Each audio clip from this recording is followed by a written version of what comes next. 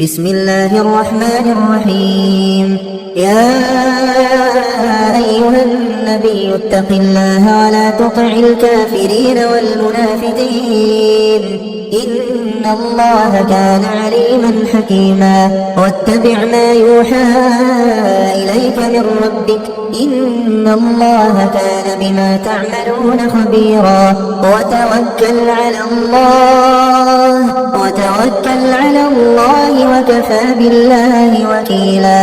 ما جعل الله لرجل من قلبين في جوفه وما جعل أزواجكم اللائي تظاهرون منهن أمهاتكم وما جعل أدعياءكم أبناءكم ذلكم قولكم بأفواهكم والله يقول الحق وهو يهدي السبيل. ادعوهم لآبائهم هو أقسط عند الله فإن لم تعلموا آباءهم فإخوانكم في الدين ومواليكم وليس عليكم جناح فيما أخطأتم به ولكن ما تعمدت قلوبكم وكان الله غفورا رحيما.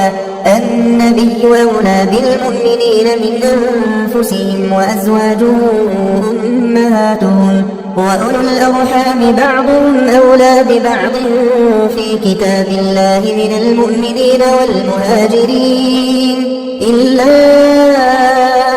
أن تفعلوا إلى أوليائكم معروفا كان ذلك في الكتاب مسطورا. وإذ أخذنا من النبيين ميثاقهم ومنك ومن نوح وإبراهيم وموسى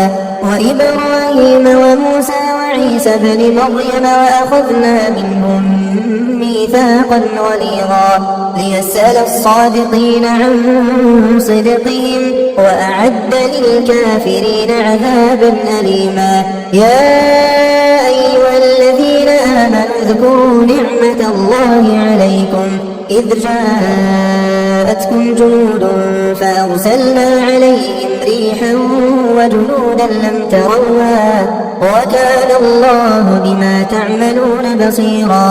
إذ جاءوكم من فوقكم ومن أسفل منكم وإذ زاغت الأبصار وبلغت القلوب الحناجر وتظنون بالله الظنونا. هنالك ابتلي المؤمنون وزلزلوا زلزالا شديدا. وإذ يقول المنافقون والذين في قلوبهم مرض ما وعدنا الله ورسوله إلا غرورا. وإذ قالت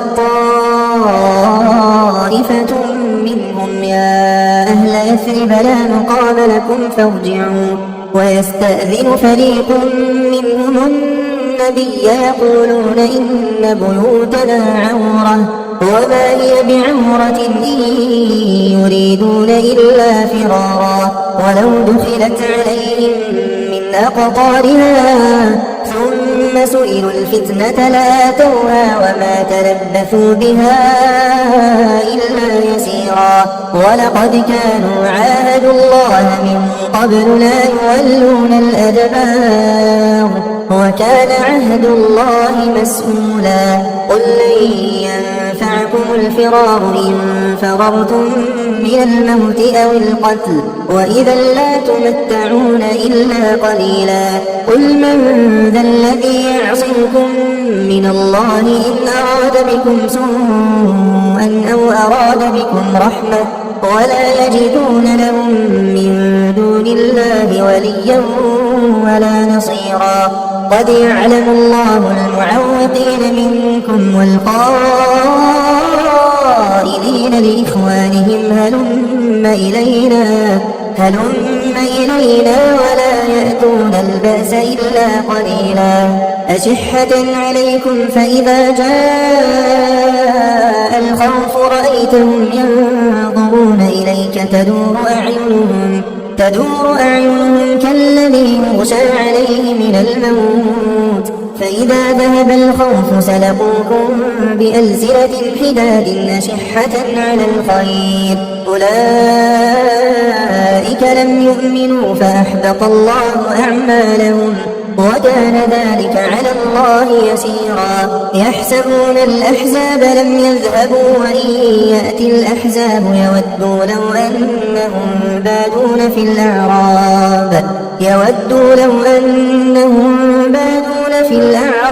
يسألون عن أنبائكم ولو كانوا فيكم ما قاتلوا إلا قليلا لقد كان لكم في رسول الله أسوة حسنة لمن كان يرجو الله واليوم الآخر وذكر الله كثيرا ولما رأى المؤمنون الأحزاب قالوا هذا ما وعدنا الله ورسوله وصدق الله ورسوله وما زادهم إلا إيمانا وتسليما من المؤمنين رجال صدقوا ما عاهدوا الله عليه فمنهم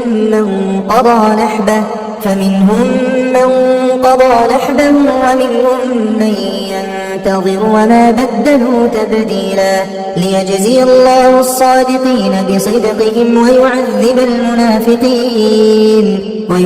المنافقين إن شاء أو يتوب عليهم إن الله كان غفورا رحيما ورد الله الذين كفروا بغيظهم لم ينالوا خيرا وكفى الله المؤمنين القتال وكان الله قويا عزيزا وأنزل الذين ظاهروهم من أهل الكتاب من صياصيهم وقذف في قلوبهم الرعب فريقا تقتلون وتأسرون فريقا وأورثكم أرضهم وديارهم وأموالهم وأرضا لم تطئوها وكان الله على كل شيء قديرا يا أيها النبي قل لأزواجك إن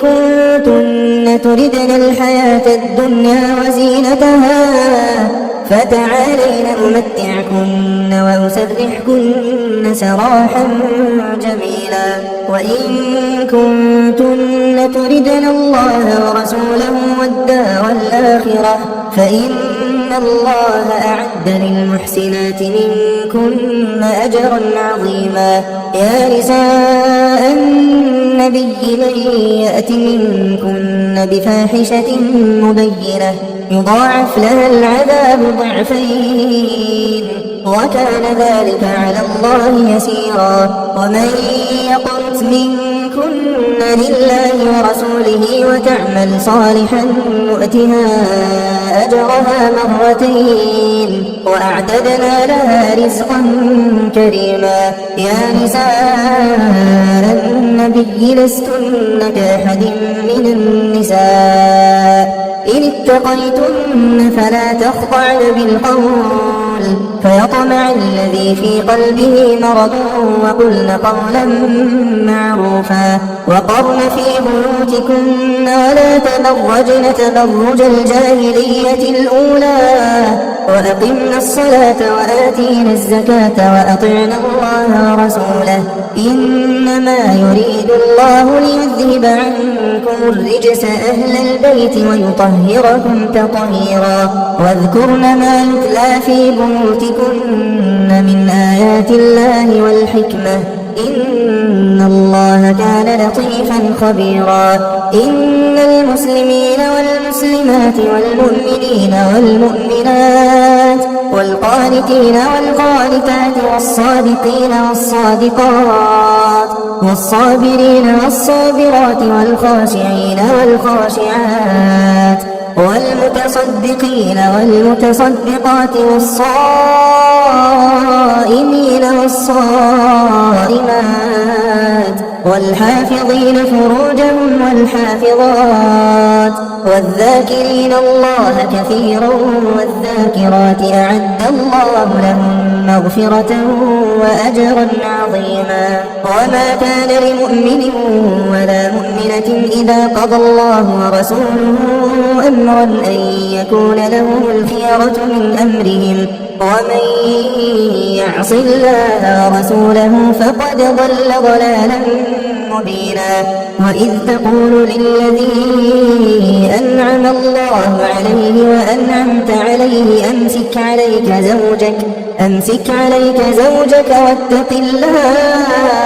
واتق الله وتخفي في نفسك ما الله مبديه وتخشى الناس والله أحق أن تخشاه. فلما قضى زيد منها وطرا زوجناكها لكي لا يكون على المؤمنين حرج في أزواج أدعيائهم إذا قضوا منهن وطرا وكان أمر الله مفعولا. ما كان على النبي من حرج فيما فرض الله له سنة الله في الذين خلوا من قبل وكان أمر الله قدرا مقدورا. الذين يبلغون رسالات الله ويخشونه ولا يخشون أحدا إلا الله وكفى بالله حسيبا. ما كان محمد أبا أحد من رجالكم ولكن رسول الله وخاتم النبيين وكان الله بكل شيء عليما. يا أيها الذين آمنوا اذكروا الله ذكرا كثيرا وسبحوه بكرة وأصيلا. هو الذي يصلي عليكم وملائكته ليخرجكم من الظلمات إلى النور وكان بالمؤمنين رحيما. تحيتهم يوم يلقونه سلام وأعد لهم أجرا كريما. يا أيها النبي إنا أرسلناك شاهدا ومبشرا ونذيرا وداعيا إلى الله بإذنه وسراجا منيرا. وبشر المؤمنين بأن لهم من الله فضلا كبيرا. ولا تطع الكافرين والمنافقين ودع أذاهم وتوكل على الله وكفى بالله وكيلا. يا أيها الذين آمنوا إذا نكحتم المؤمنات ثم طلقتموهن من قبل أن تمسوهن فما لكم عليهن من عدة تعتدونها فمتعوهن وسرحوهن سراحا جميلا. يا أيها النبي إنا أحللنا لك أزواجك اللاتي آتيت أجورهن وما ملكت يمينك مما أفاء الله عليك وبنات عمك وبنات عماتك وبنات خالك وبنات خالاتك اللاتي هاجرن معك وامرأة مؤمنة إن وهبت نفسها للنبي إن أراد النبي أن يستنكحها خالصة لك من دون المؤمنين. قد علمنا ما فرضنا عليهم في أزواجهم وما ملكت أيمانهم لكي لا يكون عليك حرج وكان الله غفورا رحيما. ترجي من تشاء منهن وتؤوي إليك من تشاء ومن ابتغيت ممن عزلت فلا جناح عليك ذلك أدنى أن تقر أعينهن ولا يحزن ويرضين بما آتيتهن آتيتهن كلهن والله يعلم ما في قلوبكم وكان الله عليما حليما. لا يحل لك النساء من بعد ولا أن تبدل بهن من أزواج ولو أعجبك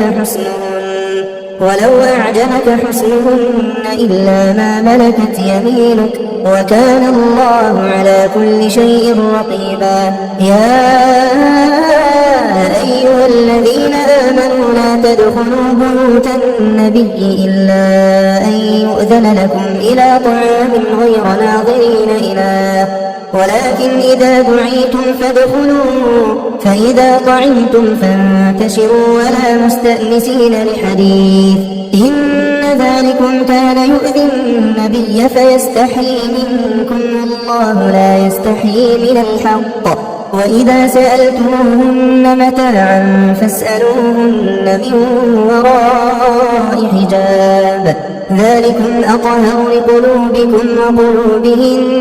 وما كان لكم أن تؤذوا رسول الله ولا أن تنكحوا أزواجه من بعده أبدا إن ذلكم كان عند الله عظيما.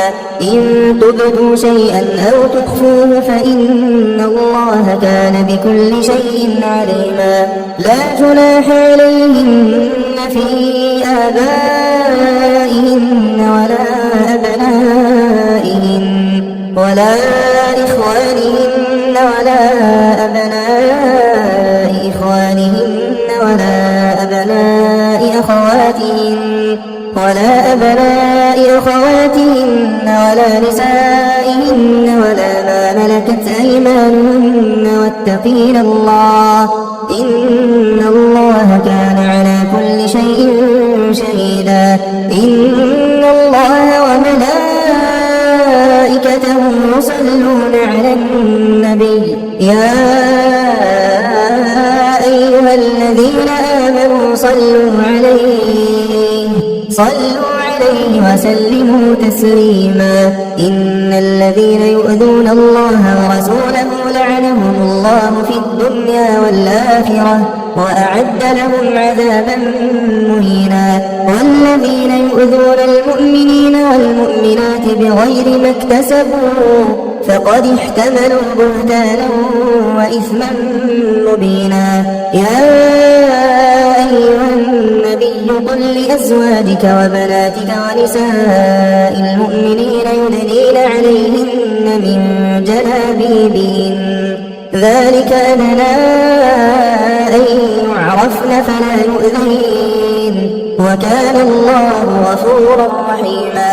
لئن لم ينته المنافقون والذين في قلوبهم مرض والمرجفون في المدينة لنغرينك بهم ثم لا يجاورونك فيها إلا قليلا ملعونين أينما ثقفوا أخذوا وقتلوا تقتيلا. سنة الله في الذين خلوا من قبل ولن تجد لسنة الله تبديلا. يسألك الناس عن الساعة قل إنما علمها عند الله وما يدريك لعل الساعة تكون قريبا. إن الله لعن الكافرين وأعد لهم سعيرا خالدين فيها أبدا لا يجدون وليا ولا نصيرا. يوم تقلب وجوههم في النار يقولون يا ليتنا أطعنا الله وأطعنا الرسولا وقالوا ربنا إنا أطعنا سادتنا وكبراءنا فأضلونا السبيلا. ربنا آتهم ضعفين من العذاب والعنهم لعنا كبيرا. يا أيها الذين آمنوا لا تكونوا كالذين آذوا موسى فبرأه الله مما قالوا وكان عند الله وجيها. يا أيها الذين آمنوا اتقوا الله اتقوا الله وقولوا قولا سديدا يصلح لكم أعمالكم ويغفر لكم ذنوبكم ومن يطع الله ورسوله فقد فاز فوزا عظيما إنا عرضنا الأمانة على السماوات والأرض والجبال فأبين أن يحملنها وأشفقن منها وحملها الإنسان إنه كان ظلوما جهولا ليعذب الله المنافقين والمنافقات والمشركين والمشركات ويتوب الله على المؤمنين والمؤمنات وكان الله غفورا رحيما রহমান রহিম আল্লাহ তাআলার নামে। হে নবী, আল্লাহ তাআলাকে ভয় করো, কাফের ও মুনাফিকদের আনুগত্য করো না। অবশ্যই আল্লাহ তাআলা সবকিছু জানেন, তিনি বিজ্ঞ কুশলী। তোমার মালিকের কাছ থেকে তোমার প্রতি যা কিছু ওহী নাজিল হয় তুমি শুধু তারই অনুসরণ করো। তোমরা যা কিছু করো আল্লাহ তাআলা অবশ্যই সে সম্পর্কে সম্যক ওয়াকিফ রয়েছেন। তুমি শুধু আল্লাহ তাআলার উপরে নির্ভর করো।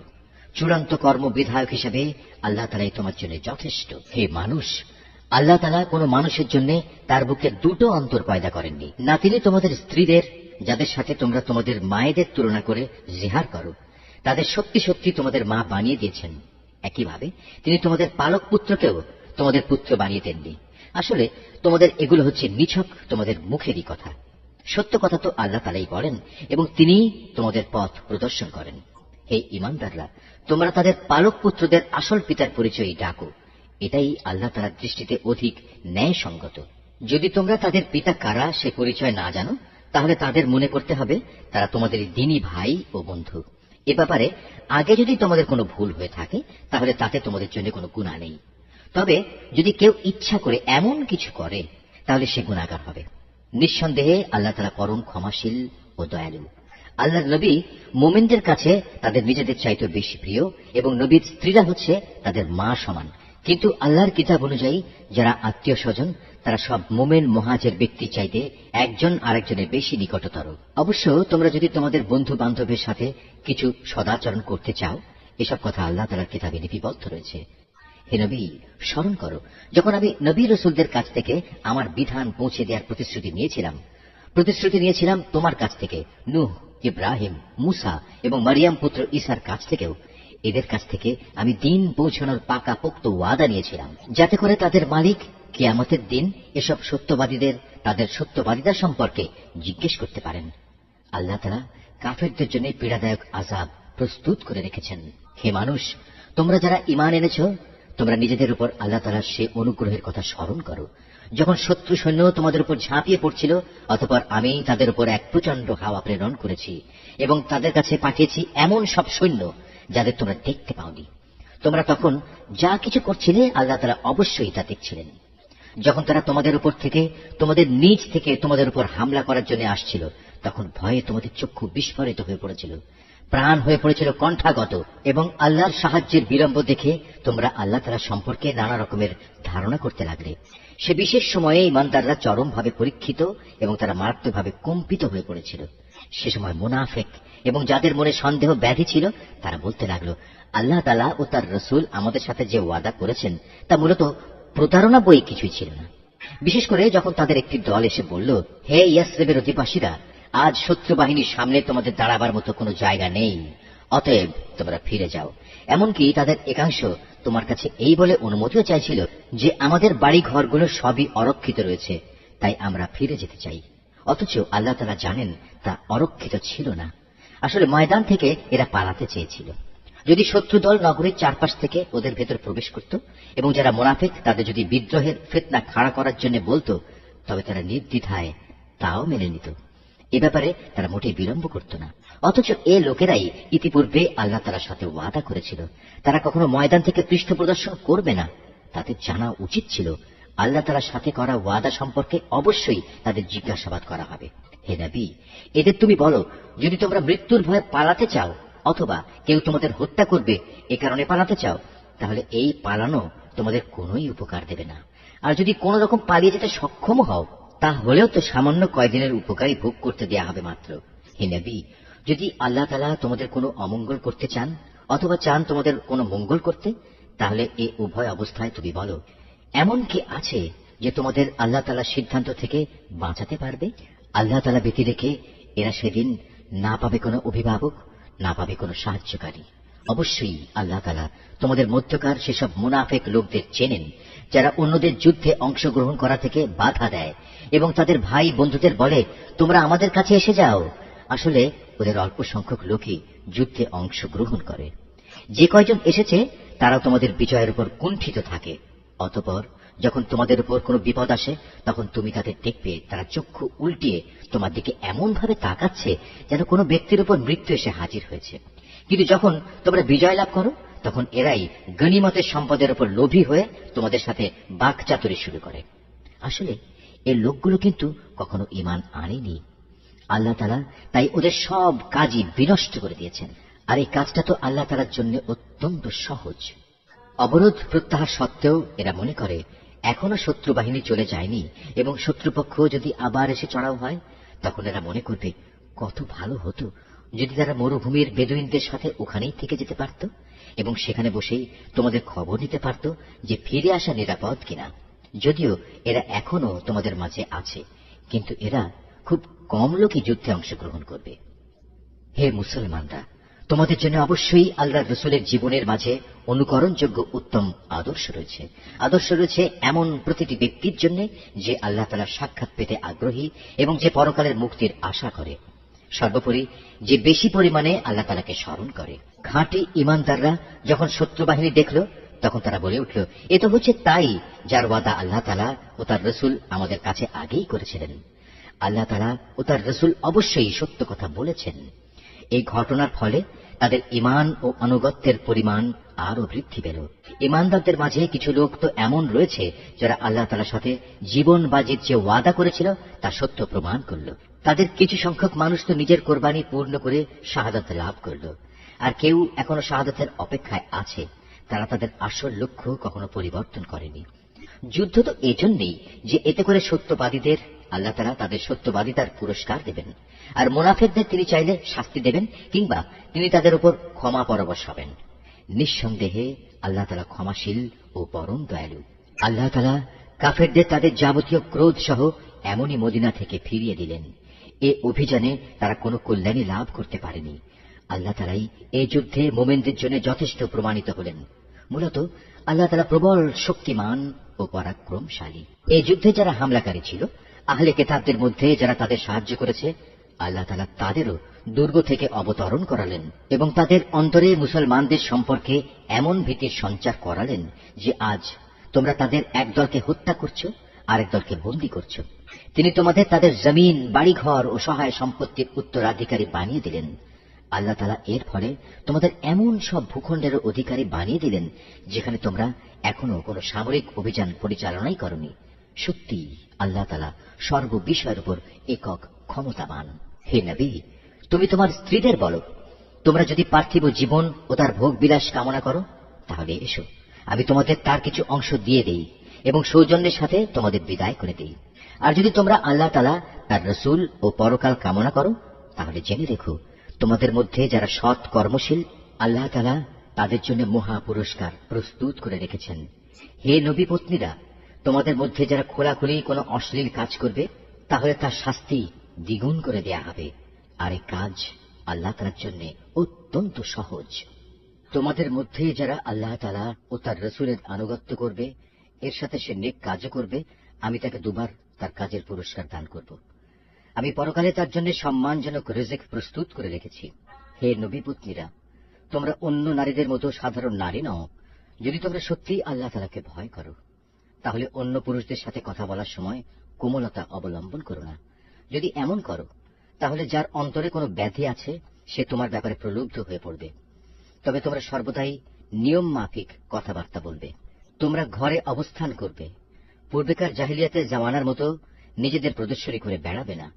তোমরা নামাজ কায়েম করবে, যাকাত আদায় করবে, আল্লাহ তাআলা ও তার রাসূলের আনুগত্য করবে।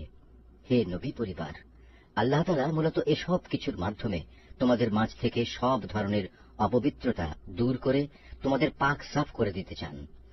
তোমাদের ঘরে আল্লাহ তাআলার কিতাবের আয়াত ও তার জ্ঞান তত্ত্বের যেসব কথা তেলাওয়াত করা হয় তা স্মরণ রেখো। নিঃসন্দেহে আল্লাহ তাআলা সূক্ষ্মদর্শী এবং তিনি সম্যক অবগত। মুসলমান পুরুষ, মুসলমান নারী, মোমেন পুরুষ, মোমেন নারী, ফরমাবরদার পুরুষ, ফরমাবরদার নারী, সত্যবাদী পুরুষ, সত্যবাদী নারী, ধৈর্যশীল পুরুষ, ধৈর্যশীল নারী, বিনীত পুরুষ, বিনীত নারী, দানশীল পুরুষ, দানশীল নারী, রোজাদার পুরুষ, রোজাদার নারী, যৌন অঙ্গসমূহের হেফাজতকারী পুরুষ, এ অঙ্গসমূহের হেফাজতকারী নারী, সর্বোপরি আল্লাহ তাআলাকে অধিক পরিমাণে স্মরণকারী পুরুষ, স্মরণকারী নারী। নিঃসন্দেহে এদের জন্য আল্লাহ তাআলা ক্ষমা ও মহাপুরস্কার ঠিক করে রেখেছেন। যখন আল্লাহ তাআলা ও তার রসুল কোন ব্যাপারে কোন সিদ্ধান্ত ঘোষণা করেন, তখন কোন মোমেন পুরুষ ও কোন মোমেন নারীর এ অধিকার নেই যে তারা সে ব্যাপারে নিজেদের কোন রকম এখতিয়ার খাটাবে। মূলত যে কেউই আল্লাহ তাআলা ও তার রসুলের নাফরমানি করবে, সে নিঃসন্দেহে সুস্পষ্ট গোমরাহিতে নিমজ্জিত হয়ে যাবে। হে নবী, তুমি স্মরণ করো যখন তুমি সে ব্যক্তিকে লক্ষ্য করে বলেছিলে যার উপর আল্লাহ তাআলা বিরাট অনুগ্রহ করেছেন এবং তুমিও নিজের পুত্র বানিয়ে যার উপর অনুগ্রহ করেছ, তুমি তাকে বলেছিলে তুমি তোমার স্ত্রীকে বিয়ের বন্ধনে রেখে দাও এবং আল্লাহ তাআলাকে ভয় করো। কিন্তু এই পর্যায়ে তোমার মনের ভেতরে যে কথা তুমি লুকিয়ে রেখেছিলে, আল্লাহ তাআলা পরে তা প্রকাশ করে দিলেন। আসলে তোমার পালক পুত্রের তালাক প্রাপ্ত স্ত্রীকে বিয়ে করার ব্যাপারে তুমি মানুষদের কথা কি ভয় করছিলে, অথচ তুমি জানো আল্লাহ তাআলাই হচ্ছেন ভয় পাওয়ার বেশি হকদার। অতঃপর এক সময় যখন জায়েদ তার স্ত্রীর কাছ থেকে নিজের প্রয়োজন শেষ করে তাকে তালাক দিয়ে দিল, তখন আমি তোমার সাথে তার বিয়ে সম্পন্ন করে দিলাম, যাতে করে ভবিষ্যতে মোমেনদের উপর তাদের পালক পুত্রদের স্ত্রীদের বিয়ের মাঝে আর কোন সংকীর্ণতা অবশিষ্ট না থাকে। বিশেষ করে তারা যখন তাদের স্ত্রীদের কাছ থেকে নিজেদের প্রয়োজন শেষ করে তালাক দিয়ে দেয়। আর সর্বশেষে আল্লাহ তাআলার আদেশই কার্যকর হতে হবে। আল্লাহ তাআলা নবীর জন্য যে ফয়সালা করে দিয়েছেন সে ব্যাপারে নবীর উপর কোন বিধি নিষেধ নেই। আগের নবীদের ক্ষেত্রেও এ ছিল আল্লাহ তাআলার বিধান, আর আল্লাহ তাআলার বিধান তো আগে থেকে নির্ধারিত হয়ে আছে। যারা মানুষদের কাছে আল্লাহ তাআলার বাণী পৌঁছে দিত তারা আল্লাহ তাআলাকে ভয় করত, তারা আল্লাহ তাআলা ছাড়া আর কাউকেই ভয় করত না, কেননা মানুষের হিসাব নেয়ার ব্যাপারে আল্লাহ তাআলাই যথেষ্ট। হে মানুষ, তোমরা জেনে রেখো, মুহাম্মদ তোমাদের কোন পুরুষের পিতা নয়, বরং সে তো হচ্ছে আল্লাহ তাআলার রসুল এবং নবীদের সিলমোহর। আল্লাহ তাআলা সর্ববিষয়ে অবগত রয়েছেন। হে মানুষ, তোমরা যারা ঈমান এনেছ, তোমরা আল্লাহ তাআলাকে বেশি বেশি স্মরণ করো। সকাল সন্ধ্যায় তোমরা তাঁর পবিত্রতা ঘোষণা করো। তিনি মহান আল্লাহ তাআলা, যিনি তোমাদের উপর অনুগ্রহ বর্ষণ করেন। তাঁর ফেরেশতারাও তোমাদের জন্য আল্লাহ তাআলার ক্ষমা চেয়ে তোমাদের উপর অনুগ্রহ করেন, যাতে করে আল্লাহ তোমাদের অন্ধকার থেকে ইসলামের আলোর দিকে বের করে আনতে পারেন। বস্তুত আল্লাহ তাআলা হচ্ছেন মুমিনদের জন্য পরম দয়ালু। যেদিন তারা আল্লাহ তাআলার সাথে সাক্ষাৎ করবে, সেদিন মহান আল্লাহর দরবারে তাদের সালাম দ্বারা অভিবাদন করা হবে। তিনি তাদের জন্য এক সম্মানজনক বিনিময় নির্দিষ্ট করে রেখেছেন। হে নবী, আমি তোমাকে হিদায়াতের সাক্ষী করে পাঠিয়েছি, তোমাকে বানিয়েছি জান্নাতের সুসংবাদদাতা ও জাহান্নামের সতর্ককারী। আল্লাহ তাআলার অনুমতিক্রমে তুমি হচ্ছ আল্লাহর দিকে আহ্বানকারী ও হেদায়েতের সুস্পষ্ট প্রদীপ। অতএব তুমি মুমিনদের সুসংবাদ দাও যে তাদের জন্য আল্লাহ তাআলার পক্ষ থেকে এক মহা অনুগ্রহ রয়েছে। কখনো কাফের ও মুনাফিকদের কথা শুনো না, তাদের যাবতীয় নির্যাতন উপেক্ষা করে চলো। আল্লাহ তাআলার উপর ভরসা করো, কেননা কর্মবিধায়ক হিসেবে আল্লাহ তাআলাই তোমার জন্য যথেষ্ট। হে মুমিনরা, যখন তোমরা মুমিন রমণীদের বিয়ে করো, অতঃপর কোন রকম স্পর্শ করার আগেই তাদের তালাক দাও, তাহলে এমতাবস্থায় তাদের উপর কোন ইদ্দত বাধ্যতামূলক নয় যে তোমরা তা গুনতে শুরু করবে। তবু তোমরা তাদের কিছু দিয়ে দেবে এবং সৌজন্যের সাথেই তাদের বিদায় করে দেবে।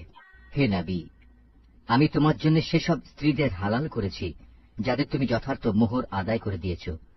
সেসব মহিলাও তোমার জন্য আমি হালাল করেছি যারা তোমার অধিকারভুক্ত, যাদের আল্লাহ তাআলা তোমাকে দান করেছেন। তোমার চাচাতো বোন, ফুফাতো বোন, মামাতো বোন, খালাতো বোন, যারা তোমার সাথে হিজরত করেছে। তাছাড়া রয়েছে সে মোমেন নারী যে কোনো কিছু ছাড়াই নিজেকে নবীর জন্য নিবেদন করবে এবং নবী চাইলে তাকে বিয়ে করবে।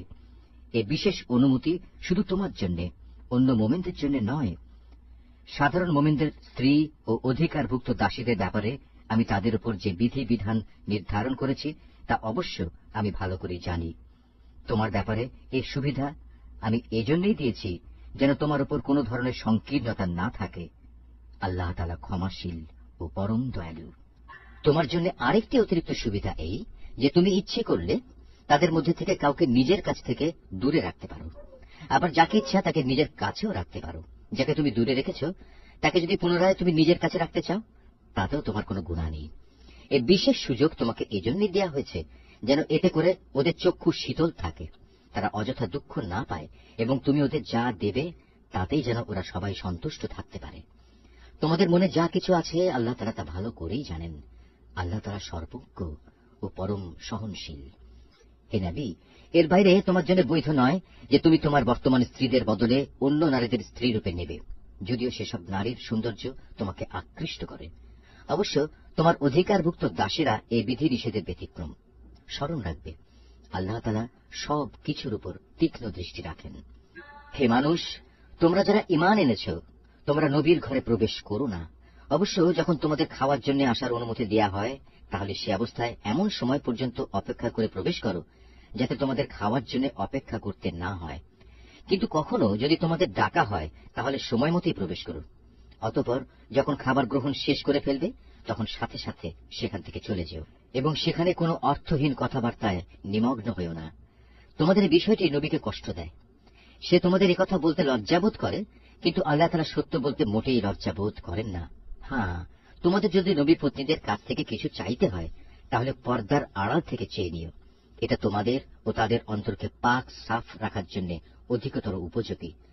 তোমাদের কারো জন্যই এটা বৈধ নয় যে তোমরা আল্লাহর রসুলকে কষ্ট দেবে, না এটা তোমাদের জন্য বৈধ যে তোমরা তার পরে কখনো তার স্ত্রীদের বিয়ে করবে। এটা আল্লাহ তাআলার কাছে এক বড় অপরাধের ব্যাপার। তোমরা কোনো জিনিস প্রকাশ করো কিংবা তা গোপন করো, আল্লাহ তাআলা তা সবই জানেন, কেননা তিনি সর্বজ্ঞ। যারা নবী পত্নী তাদের উপর তাদের পিতা, ছেলে, ভাইদের ছেলে, বোনদের ছেলে, সব সময়ে আসা যাওয়া করা মহিলা এবং নিজেদের অধিকারভুক্ত দাসীদের সামনে আসা ও তাদের কাছ থেকে পর্দা না করার ব্যাপারে কোনো অপরাধ নেই। হে নবী পত্নীরা, তোমরা আল্লাহ তাআলাকে ভয় করো। অবশ্যই আল্লাহ তাআলা সব কিছু প্রত্যক্ষ করেন। নিঃসন্দেহে আল্লাহ তাআলা ও তার ফেরেশতারা নবীর উপর দরুদ পাঠান। অতএব হে ঈমানদার ব্যক্তিরা, তোমরাও নবীর উপর দরুদ পাঠাতে থাকো এবং তাকে উত্তম অভিবাদন পেশ করো। যারা আল্লাহ তাআলা ও তার রসুলকে কষ্ট দেয় তাদের উপর দুনিয়া আখিরাত উভয় জায়গায় আল্লাহ তাআলা অভিশাপ বর্ষণ করেন। কিয়ামতের দিন তিনি তাদের জন্য অপমানজনক আযাব ঠিক করে রেখেছেন। যারা মোমেন পুরুষ ও মোমেন নারীদের কষ্ট দেয়, তেমন ধরনের কিছু দোষ তারা না করা সত্ত্বেও যারা এমনটি করে, তারা তো মূলত মিথ্যা ও স্পষ্ট অপবাদের বোঝাই বহন করে চলে। হে নবী, তুমি তোমার স্ত্রী, মেয়ে ও সাধারণ মোমেন নারীদের বলো তারা যেন তাদের চাদর থেকে কিয়দংশ নিজেদের মুখমণ্ডলের উপর টেনে দেয়। এতে করে তাদের চেনা অনেকটা সহজ হবে যে তারা সম্মানিত মহিলা, এবং তাদের অযথা উত্ত্যক্ত করা হবে না। তারপরেও যদি কোনো ভুল ত্রুটি হয়ে যায় তাহলে জেনে দেখো, আল্লাহ তাআলা ক্ষমাশীল ও পরম দয়ালু। মুনাফিক দল, তাদের সাথে যাদের অন্তরে কুফরির ব্যাধি রয়েছে ও যারা নগরে বন্দরে তোমার বিরুদ্ধে গুজব রটনা করে বেড়ায়, তারা যদি তাদের নোংরা কার্যকলাপ থেকে বিরত না হয় তাহলে হে নবী, আমি নিশ্চয়ই তোমাকে তাদের উপর প্রবল করে বসিয়ে দেব। অতঃপর এরা সেখানে তোমার প্রতিবেশী হিসেবে সামান্য সংখ্যক ব্যক্তি থাকতে পারবে। এরপরেও এখানে যারা থেকে যাবে তারা থাকবে অভিশপ্ত হয়ে। অতঃপর তাদের যেখানেই পাওয়া যাবে পাকড়াও করা হবে এবং বিশ্বাসঘাতকতার জন্য তাদের মৃত্যুদণ্ডে দণ্ডিত করা হবে। তোমার আগে বিদ্রোহী হিসেবে যারা অতিবাহিত হয়ে গেছে তাদের ব্যাপারেও এ ছিল আল্লাহ তাআলার নীতি। আল্লাহ তাআলার এই নিয়মে তুমি কখনো কোনো ব্যতিক্রম দেখবে না। মানুষ তোমাকে কিয়ামত সম্পর্কে জিজ্ঞেস করবে, তুমি তাদের বলো তার জ্ঞান তো একমাত্র আল্লাহ তাআলার কাছেই রয়েছে। হে নবী, তুমি এই বিষয়টি কি করে জানবে? সম্ভবত কিয়ামত একান্ত নিকটেই এসে গেছে। তবে কিয়ামত যখনই আসুক, আল্লাহ তাআলা কাফেরদের উপর আগেই অভিশাপ দিয়েছেন এবং তাদের শাস্তির জন্য প্রজ্বলিত আগুনের শিখাও প্রস্তুত করে রেখেছেন। সেখানে তারা চিরদিন থাকবে।